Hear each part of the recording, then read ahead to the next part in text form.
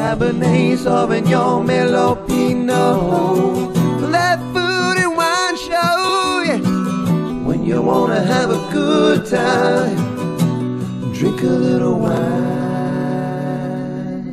yeah. Hey everybody, welcome back to another episode of That Food and Wine Show. I'm Larry, your host, and today is Wednesday, November 26th, and that means tomorrow is Thursday, November 27th, and that is Thanksgiving for most of us. And what does that mean? That means it's my favorite holiday. Why is it my favorite holiday? Because we're talking about pairing, and I love pairing. I love food. I love food and I love wine. I love pairing. That's why I'm on That Food and Wine Show, and that's why I'm here sharing this info with you today. You might be going to your wine shops today and looking for some suggestions. Figured, if you're going to talk to the people at your wine shop, might as well tune into That Food and Wine Show and see what wines we're recommending for pairing with your Thanksgiving meal. So let me get started. I'm bringing 4 wines tomorrow to my family Thanksgiving feast, and I'm going to share those with you here, and hopefully this will help you in making your selections for your Thanksgiving wines. Okay, first, I'm going to bring this, Depraville. Depraville Brut. This is a sparkling wine from France. This is made Méthode Traditionnelle, as you can see here. Sometimes also called Méthode Champenoise, which basically means that it's made the same way that it's made in Champagne. It's made in the traditional method, where it undergoes a secondary fermentation inside the bottle to create the bubbles. And it's a great thing. So I like to bring a bubbly first. I like to break that out. I'm going to get there about 2 o'clock tomorrow afternoon. We're going to break out some light appetizers, just, we're going to start things off.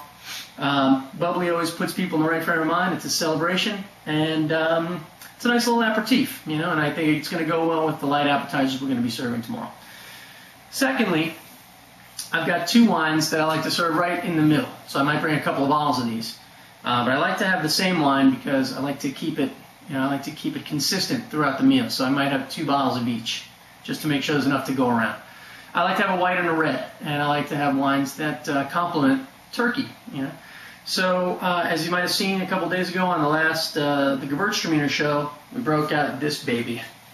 Broke out the Angeline 2006 Gewürztraminer from Mendocino County in California. That's going to be my white. Gewürztraminer is a fantastic pairing wine because it's slightly acidic. This one's made in an off-dry style, not quite bone dry as some Gewürztraminers are, but certainly not as sweet as some Gewürztraminers can be. So I think this makes for an excellent pairing wine, and it's very reasonably priced, which is important in this crazy economy. And it also is a good thing to be able to break out a white and a red because, let's face it, some people are white wine drinkers, some people are red wine drinkers. You should appreciate them all, but not everybody's there yet. So we're working on that on That Food and Wine Show, and we'll see if people get there. The red wine I selected is a Pinot Noir blend. You've seen this producer before on That Food and Wine Show. This is Anaquena from Chile, and this is their own label. This is their Pinot Noir blend, 2007 vintage. The blend, it is 85% Pinot Noir. It is 3% Merlot, 6% Syrah. 6% Merlot, 3% Syrah, 6% Viognier, which is a very, very crazy blend. But you have to give kudos to the winemaker on this one because I think they did a fantastic job with it. When I scored this wine, the 2 times I had it, I gave it 90-plus point rating. In fact, one time I gave it 92 points.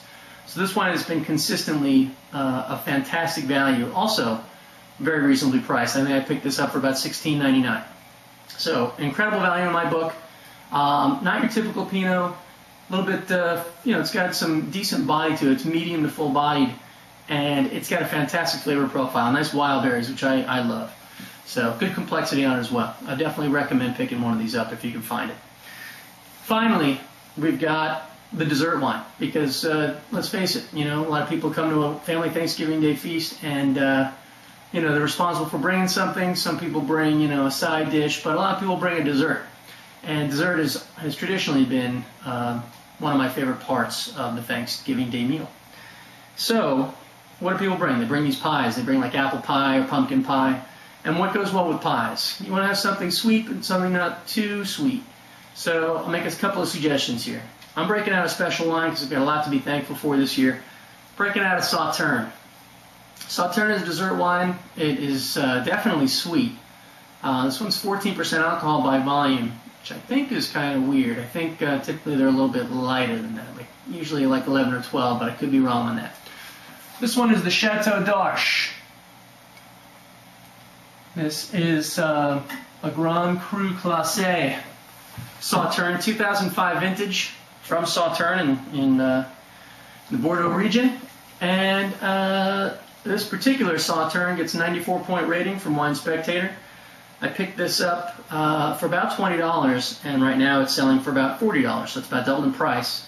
And I picked it up not even a year ago. So Sauternes are a really cool thing if you're a collector of wine. Great thing to pick up and put away, because if you get a good one, a highly rated one from a good vintage, chances are it's going to go up in price. So it's a good thing to pick up and hang on to.